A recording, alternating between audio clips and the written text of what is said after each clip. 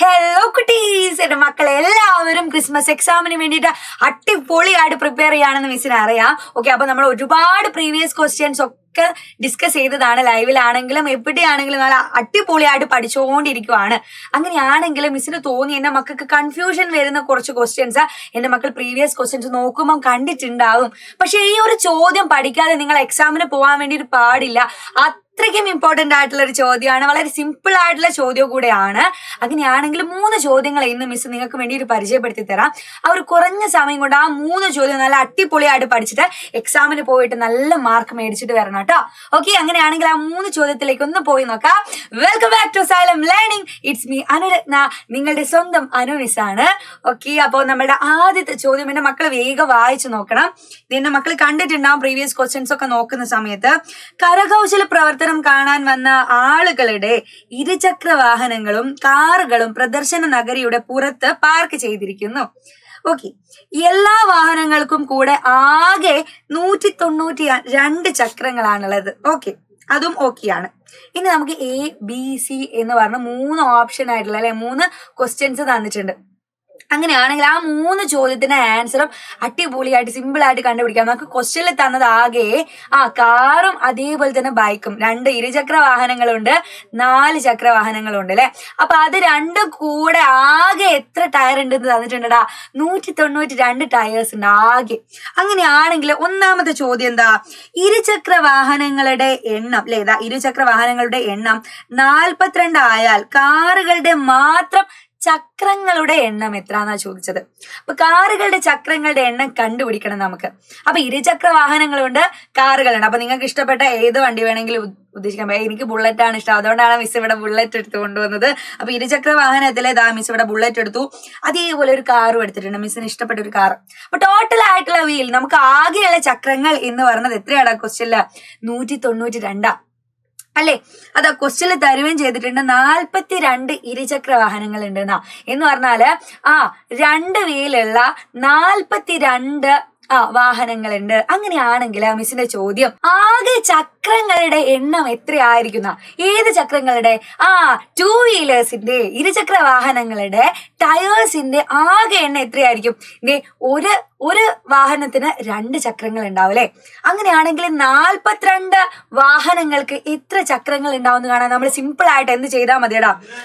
42നെ നമ്മൾ 2 കൊണ്ട് മൾട്ടിപ്ലൈ ചെയ്ത് നോക്കിയാൽ മതി. 42നെ സിമ്പിൾ ആയിട്ട് നമുക്ക് മൾട്ടിപ്ലൈ ചെയ്തൂടെ? എങ്ങനെ മൾട്ടിപ്ലൈ ചെയ്യാതെ? 2 × 2 4 ആണ്. അതേപോലെ 2 × 4 8 ആണ് അല്ലെ. 84 വീൽസ് ഉണ്ടാകും, 84 വീൽസ് ഉണ്ടാവും. 2 വീലേഴ്സ് എത്ര എണ്ണത്തിന്? 42 എണ്ണത്തിന് ആകെ 84 ചക്രങ്ങൾ ഉണ്ടാവും. ഇത് നമ്മളോട് ചോദിച്ച ചോദ്യം എന്തായിരുന്നു? കാറുകളുടെ ചക്രങ്ങളുടെ എണ്ണം എത്രയാണ്? അത് കണ്ടുപിടിക്കാൻ എന്ത് ചെയ്താൽ മതി? ആകെ എത്ര ചക്രങ്ങൾ ഉണ്ടെന്ന് തന്നിട്ടുണ്ട്? 192 ചക്രങ്ങളുണ്ട്. അതില് ബൈക്കുകളുടെ അല്ലെ, 2 വീലേഴ്സിന്റെ ആകെ ചക്രങ്ങളുടെ എണ്ണവും നമുക്ക് കിട്ടി. ഇനി ബാക്കിയുള്ളവയായിരിക്കില്ലേ 4 വീലേഴ്സ് എന്ന് പറയുന്നത്. അപ്പൊ എന്ത് ചെയ്താൽ മതി? 192 ഇപ്പൊ കിട്ടി 84 ഒന്ന് മൈനസ് ചെയ്ത് നോക്കിയാൽ മതി, കുറച്ച് നോക്കിയാൽ മതി. വേഗം ഒന്ന് കുറച്ച് നോക്കിക്കേ. 192 നിന്നും 84 കുറച്ച് കഴിഞ്ഞാൽ എന്താ? 2ല് 4 പോകൂല. അപ്പൊ തൊട്ടടുത്തുള്ള 9 നമുക്ക് എത്ര കട എടുക്കാം? 1 കട എടുക്കാം അല്ലെ. അപ്പൊ 12ൽ നിന്നും 4 മൈനസ് ചെയ്താൽ നമുക്ക് എത്ര കിട്ടുവടാ? 8 എന്ന് കിട്ടും. ഇനി ബാക്കി മുകളിൽ 9 ഉണ്ടോ? ഇല്ല, 9 ഉണ്ടാവില്ലല്ലേ, 8 മാത്രമേ ഉണ്ടാവുള്ളൂ. അപ്പൊ 8ൽ നിന്ന് 8 കുറച്ച് കഴിഞ്ഞാൽ അവിടെ 0 എന്ന് വരും. 0 ഇവിടെയുള്ള 1 നേരെ താഴേക്ക് മിസ് ഇറക്കി എഴുതിയിട്ടുണ്ട്. അപ്പൊ എത്ര കിട്ടിയടാ? 108 വീൽസ് ഉണ്ടെന്ന് കിട്ടി. 108 ചക്രങ്ങളുണ്ട് കാറിന് മാത്രമായിട്ട്. അപ്പൊ A ക്വസ്റ്റ്യൻ നമ്മൾ സിമ്പിൾ ആയിട്ട് ചെയ്തിട്ടുണ്ട്. അതിന്റെ B ക്വസ്റ്റ്യൻ എന്തായിരുന്നു? എന്റെ മക്കളൊന്ന് വേഗം B ക്വസ്റ്റ്യൻ നോക്കിക്കേ. ഈ കാറുകളുടെ മാത്രം എണ്ണം എത്രന്നാ ചോദിച്ചത്. അപ്പൊ ഇപ്പൊ കണ്ടുപിടിച്ചത് എന്താ? ചക്രങ്ങളുടെ എണ്ണം. കാറുകളുടെ മാത്രം ചക്രങ്ങളുടെ എണ്ണം കിട്ടി. അങ്ങനെയാണെങ്കിൽ കാറുകളുടെ എണ്ണം കാണാൻ നമ്മൾ എന്ത് ചെയ്താൽ മതി? എളുപ്പത്തിൽ കണ്ടുപിടിക്കാം. എന്താ?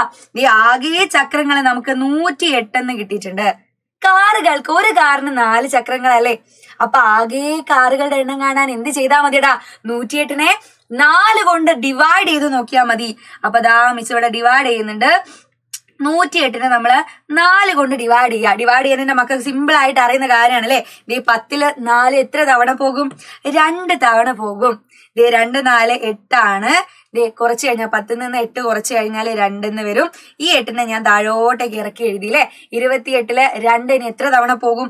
7 തവണ പോകും. അല്ല 4 7 തവണ പോകും. 7 4 28 ആണ് അല്ലെ. ഇതാ 0. നമുക്ക് ആൻസർ കിട്ടി. എത്ര കാർ ഉണ്ടെന്ന് ആൻസർ കിട്ടി?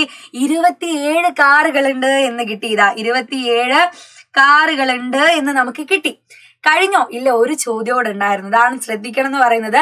എ കഴിഞ്ഞു, ബി കഴിഞ്ഞു. വളരെ സിമ്പിൾ ആയിട്ട് നമുക്ക് ബി കണ്ടുപിടിക്കാൻ വേണ്ടി പറ്റി. എ കിട്ടിയത് കൊണ്ടാണ് ബി കണ്ടുപിടിക്കാൻ പറ്റിയത്. പക്ഷെ എയും ബിയും അല്ലാത്ത രീതിയിലുള്ള ഒരു ചോദ്യമാണ് സി ക്വസ്റ്റ്യൻ. എന്താ സി ക്വസ്റ്റ്യൻ? നോക്കിക്കേ. പ്രദർശനം കണ്ടിറങ്ങിയപ്പോൾ ടിക്കറ്റ് വിറ്റതിലൂടെ കിട്ടിയ പൈസ 15,325 രൂപയാണ് സംഘാടകർ പറയുന്നത് കേട്ടോ. ഓക്കെ, ടിക്കറ്റ് നിരക്ക് 25 രൂപയായാല് എത്ര പേര് പ്രദർശനം കണ്ടിട്ടുണ്ടാവുന്ന ചോദിച്ചത്. അപ്പൊ ഓരോ ടിക്കറ്റിന് ഒരു ടിക്കറ്റിന് ഇതാ ഇപ്പൊ എനിക്ക് കിട്ടിയ ഒരു ടിക്കറ്റിന്റെ പൈസ 25 രൂപയാ. അങ്ങനെ ഒരുപാട് ആള് പ്രദർശനം കാണാൻ വന്നിട്ടുണ്ടാവില്ലേ. അങ്ങനെ എല്ലാവരുടെ കയ്യിൽ നിന്നും കളക്ട് ചെയ്ത പൈസയാണ് എത്ര? 15,325 രൂപ. അങ്ങനെയാണെങ്കിൽ എത്ര പേര് വന്നിട്ടുണ്ടാവും എന്ന് കാണാൻ എന്റെ കുട്ടികൾ എന്ത് ചെയ്താൽ മതിയടാ? എന്ത് ചെയ്താൽ മതി? ഈ വലിയ എമൗണ്ടിനെ ഒരു ടിക്കറ്റിന്റെ പൈസ കൊണ്ട് ഡിവൈഡ് ചെയ്ത് നോക്കിയാൽ മതി. അപ്പൊ ഈ ഡിവൈഡ് ചെയ്യാൻ, ഈ വലിയ സംഖ്യനെ ഡിവൈഡ് ചെയ്യാൻ എന്റെ മക്കൾക്ക് എന്തെങ്കിലും ബുദ്ധിമുട്ടുണ്ടോ? ഇല്ല, ഒരു ബുദ്ധിമുട്ടുമില്ല. 15,325 അതിന് നമ്മൾ എത്ര കൊണ്ട് ഡിവൈഡ് ചെയ്യണം? ഒരു ടിക്കറ്റിന്റെ വിലയായിട്ടുള്ള 25 രൂപ കൊണ്ട് നമ്മൾ എന്ത് ചെയ്യാ? ഡിവൈഡ് ചെയ്ത് നോക്കാം. ഏറ്റവും കൂടുതൽ ശ്രദ്ധിക്കേണ്ട ഒരു കാര്യം, ഇത് ഡിവൈഡ് ചെയ്യുമ്പം ആദ്യം 15 25 പോവോ? ഇല്ല. അപ്പൊ നമ്മൾ എന്ത് ചെയ്യും? അടുത്തുള്ള ആളെയും കൂടെ കൂട്ടുപിടിക്കും അല്ലെ. ഈ 15 പോവാത്തത് കൊണ്ട് അടുത്തുള്ള ആളെയും കൂടെ കൂട്ടുപിടിച്ചിട്ട് 153 25 പോവോ നോക്കും. 153 25 പോയില്ലേ? എത്ര തവണ പോവും? 6 തവണ പോകൂലേ. 6 തവണ പോകും. 6 25 150. ഇനി 153 നിന്നും 150 കുറയ്ക്കാൻ അറിയില്ലേ? എത്ര വരൂടാ? 3 വരില്ലേ. ബാക്കി 3 വരും. നോക്കിക്കേ, ഇത് ഇവിടെയുള്ള 2 മിസ് താഴോട്ടേക്ക് ഇറക്കി എഴുതി. 32 32 25 എത്ര തവണ പോവും? സിമ്പിൾ ആയിട്ട് നമുക്ക് പറയാം, ഒരു തവണയെ പോകുള്ളൂ.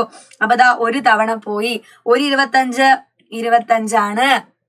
32 നിന്ന് 25 ഒന്ന് കുറച്ച് നോക്കിക്കേ. ദേ ഇവിടെ ഒന്ന് കട എടുത്തു.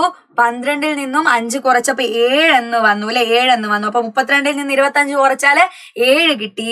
ഇനിതാ ഇവിടെയുള്ള 5 കൂടെ ഇറക്കി എഴുതാനേ ഉള്ളൂ. 5 കൂടെ ഇറക്കി എഴുതിയപ്പം 75 ആയി. 75 25 കൃത്യമായിട്ട് 3 തവണ പോകും. അപ്പൊ ഇതാ 3 തവണ പോയാൽ 75 ആണ്. നമുക്ക് 0 എന്ന് കിട്ടി. എന്താ റിമൈൻഡർ, ശിഷ്ടം 0 എന്ന് കിട്ടി. അങ്ങനെയാണെങ്കിൽ എത്ര പേര് കാണാൻ വന്നിട്ടുണ്ടാകും നമ്മളെ ഈ ഒരു പരിപാടി? 613 പേര് കാണാൻ വന്നിട്ടുണ്ടെന്നും കിട്ടി. അത്രയും സിമ്പിൾ ആയിട്ട് എന്ത് ചെയ്യാൻ പഠിച്ചാൽ മതി എന്റെ മക്കളെ? ഡിവൈഡ് ചെയ്യാനും അതേപോലെ മൾട്ടിപ്ലൈ ചെയ്യാനും പഠിച്ചാൽ മതി. സിമ്പിൾ ആയിട്ട് ആ ഒരു ചോദ്യത്തിൽ നമുക്ക് നല്ലൊരു സ്കോർ മേടിക്കാൻ പറ്റിയില്ലേ. ഇനി ആ ഒരു ചോദ്യം കണ്ടാൽ എന്റെ മക്കളെ വിട്ടേക്കോ? ഇല്ല. എക്സാമിന് എന്തായാലും ആ ഒരു ചോദ്യം കണ്ടിട്ടുണ്ടെങ്കിൽ എന്റെ മക്കളെ ആൻസർ എഴുതണം, ആ ഒരു മാർക്കും വാങ്ങിക്കൊണ്ടുവരണം. ഓക്കെ, അങ്ങനെയാണെങ്കിൽ ഇതേ രണ്ടാമത്തെ ചോദ്യം ഇവിടെ കിടക്കുന്നുണ്ട്. രണ്ടാമത്തെ ചോദ്യവും മൂന്നാമത്തെ ചോദ്യം കുറച്ചൊന്ന് വെറൈറ്റിയാ. എന്റെ മക്കൾക്ക് അങ്ങോട്ടേക്കോ ഇങ്ങോട്ടേക്കോ മാറിപ്പോവരുത്. അതുകൊണ്ടാണ് ഈ 2 ചോദ്യങ്ങളും, അവസാനത്തേക്കുള്ള 2 ചോദ്യങ്ങളും മിസ് എന്തായാലും എടുത്തോണ്ട് വന്നത്. ഈ ഒരു ചോദ്യം വായിച്ചു കഴിഞ്ഞാല് ഇതിൽ നിന്ന് എന്താണ് കണ്ടുപിടിക്കേണ്ടത് എന്ന് എന്റെ മക്കൾക്ക് വേഗം വായിക്കുമ്പോൾ തന്നെ മനസ്സിലാവും. ഒന്ന് വായിച്ചു നോക്കാം അല്ലെ ചോദ്യം. രാജുവിന്റെ കയ്യിൽ നിന്ന് മാത്യു 12 ലിറ്റർ പാലും ജോസഫ് 18 ലിറ്റർ പാലും അളന്ന് വാങ്ങുകയാണ്.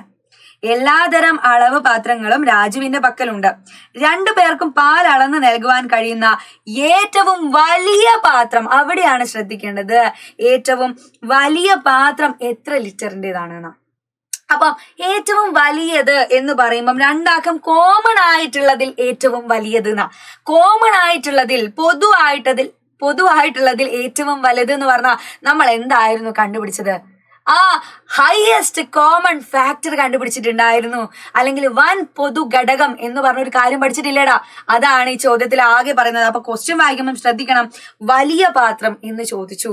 വലിയ പാത്രം, ഏറ്റവും വലിയതായിട്ട് അളക്കാൻ പറ്റുന്ന പാത്രം ആരത്? ഏതൊക്കെ അളവിൻ്റെത്? 12 ലിറ്ററിന്റെയും 18 ലിറ്ററിന്റെയും. അപ്പൊ അത് സിമ്പിൾ ആയിട്ട് കണ്ടുപിടിക്കാനുള്ള ഒരു ട്രിക്ക് മിസ് പറഞ്ഞു തന്നിട്ടുണ്ടായിരുന്നു. HCF കണ്ടുപിടിക്കാനുള്ളത് അല്ലെ. നമുക്ക് കണ്ടുപിടിക്കേണ്ടത് എന്താ? HCF ഓഫ് 12 and 18 ആണ് കണ്ടുപിടിക്കേണ്ടത്. സിമ്പിൾ ആയിട്ട് നമ്മൾ അതിനെ എന്ത് ചെയ്യും, ഫാക്ടറൈസ് ചെയ്യും. ഈ ഫാക്ടറൈസ് ചെയ്യാനും എന്റെ മക്കള് പഠിച്ചതാ. എന്ത് ചെയ്താൽ മതി, ഇതേ 12ഉം 18നെയും ഒരുമിച്ച് ഫാക്ടറൈസ് ചെയ്യാം. 12ലും 18ലും കോമൺ ആയിട്ട് പോകുന്നത് ആരാ നോക്കിയാൽ മതി. ആദ്യം പ്രൈം നമ്പേഴ്സിനെയാണ് നോക്കേണ്ടത്. അപ്പൊ പ്രൈം നമ്പേഴ്സില് 12ലും 18ലും കോമൺ ആയിട്ട് പോകുന്ന ഏറ്റവും ചെറിയ പ്രൈം നമ്പർ ആരാ? 2 അല്ലേടാ. അപ്പൊ 2 12ലും പോകും, 18ലും പോകും. എത്ര തവണ പോകും? ദേ 12ൽ 6 തവണ പോകും, 18ല് 9 തവണ പോകും. ദേ അവിടെ നമ്മൾ ചെയ്തു. ഇനിയും നമ്മൾ എന്ത് ചെയ്യണം, ഫാക്ടറൈസ് ചെയ്യണം. ഇനി 6ലും 9ലും കോമൺ ആയിട്ട് 2 പോകുവോ? ഇല്ല, 2 പോവില്ല. അപ്പൊ തൊട്ടടുത്ത പ്രൈം നമ്പർ ആയിട്ടുള്ള ആരെടുക്കണം? ദേ 3 എടുത്തു അല്ലെ മിസ്? 3 എടുത്തു. 3 പോവോ? 6ലും 9ലും 3 പോകും. നോക്കിക്കേ, 6ല് 3 2 തവണ പോകും, 9ല് 3 എത്ര തവണ പോകടാ? 3 തവണ പോകും. ഇനി നോക്കിക്കേ, 2ലും 3ലും കോമൺ ആയിട്ട് പോകുന്ന ഏതെങ്കിലും ഒരു സംഖ്യ ഉണ്ടോ? ഇല്ല, 1 മാത്രമേ ഉള്ളൂ. ഇനി മിസ് ഒരു കാര്യം പറഞ്ഞിട്ടുണ്ടായിരുന്നു. എന്താ? ഈ ചരിഞ്ഞു കിടക്കുന്ന സംഖ്യകളില്ലേടാ, അതിന് എന്ത് ചെയ്താൽ മതി? മൾട്ടിപ്ലൈ ചെയ്താ നമുക്ക് HCF കിട്ടും. HCF ഹയസ്റ്റ് കോമൺ ഫാക്ടർ കിട്ടും. നീ നോക്കിക്കേ, ഇവിടെ ചരിഞ്ഞു കിടക്കുന്നത് ആരൊക്കെയാ? 1 2ഉം 1 3ഉം 1 1 അപ്പൊ 2 × 3 × 1 ചെയ്താ മതി. 2 × 3 6 ആണ്. 6 × 1 എന്ന് പറഞ്ഞാലും 6 തന്നെയാണ്. അപ്പൊ എത്ര കിട്ടിയടാ? 6 എന്ന് കിട്ടി. അപ്പൊ ദാ 2 പേർക്കും ആരായിരുന്നു അളന്നു കൊടുക്കുന്ന? രാജു അല്ലെ? അപ്പൊ രാജുവിന്റെ കയ്യിൽ 2 പേർക്കും കോമൺ ആയിട്ട് അളന്നു കൊടുക്കാൻ പറ്റുന്ന ഏറ്റവും വലിയ പാത്രം 6 ലിറ്ററിൻ്റെതാണ്. ഓക്കെ, അപ്പൊ അത് അത്രയും സിമ്പിൾ ആയിട്ട് ആ ഒരു ചോദ്യം വായിച്ചാല് വേഗം കണ്ടുപിടിക്കാൻ പറ്റുന്ന ഒരു ചോദ്യമാണ് കേട്ടോ. അപ്പൊ അധികം സമയമൊന്നും കളയണ്ട. HCF ഒക്കെ കാണാൻ വളരെ സിമ്പിൾ ആണ്. ഈ ട്രിക്ക് എന്നെ മക്കളോട് മറന്നു പോകരുത്.